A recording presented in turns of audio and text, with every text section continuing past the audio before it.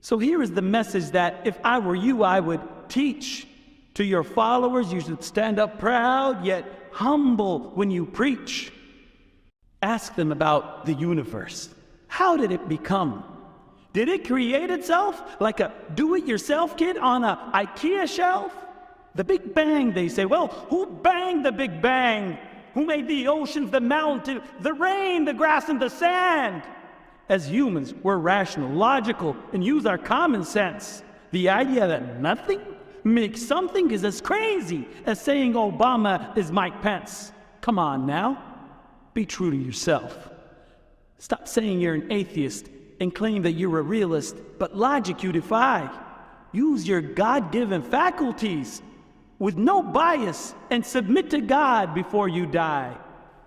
There's no makeup test or taking another class or a second chance. When you dead, you better hope that submitting to God was your stance. Your time on earth is short, so knowledge you must gain. Challenge every claim with facts, only then the truth you'll attain. Okay then, I accept the Creator, but how do I know Him? What are His qualities? Who is He? What's His name? He's the independent, most powerful. Nothing is like Him. He created you for a purpose. This life is not a game. God is not the author of confusion. He won't leave you in the dark. He sent prophets to show us good from evil, and their differences are stark. So is it Allah or Jesus?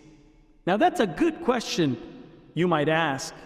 Instead of answering you directly, I want you to solve this problem, this mental task. Did Jesus create or was He created? Was Jesus independent or upon Mary He depended? Was He the most powerful when He was on the cross and made the letter T? And if He was God, who was He talking to when He said, my God, why have you forsaken me? Come on now, think. I challenge you. Where does it say, I am God or worship me? God created us with rational brains, logic, and reason, but some clergy don't want you to think and consider that treason. Do you see that contradiction when they say God is not the author of confusion? Now let your brain think. Don't turn it off or make it numb. If you do, then what's the difference between you and someone who's ill or just pure dumb? Also, calm down those emotions. Don't lose control or let them rage. There's a time for emotion, but not now. You're at the investigative stage. Okay, now that you're thinking, tell me about Trinity. In your mind, is God one, two, or is He three? Does that make sense to you? Because it sure doesn't make sense to me. Oh yeah, I forgot what some Christians say. Just believe without thinking. I guess maybe that's the Christian way. But the Quran takes a very decisive stance. Read the Quran, my friend, and with your life do not take a chance. God is one. He alone is divine. He has no son to die for your sin or mine. He sent Jesus as a prophet to the Israelites and prophesied Muhammad's coming and that his message is right. May God's peace and blessings be upon them and us. But we must follow their guidance with logic and trust.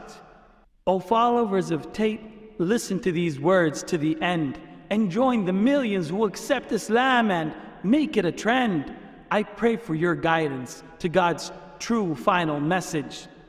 And remember to pray for who inspired me to say this and gave me the courage.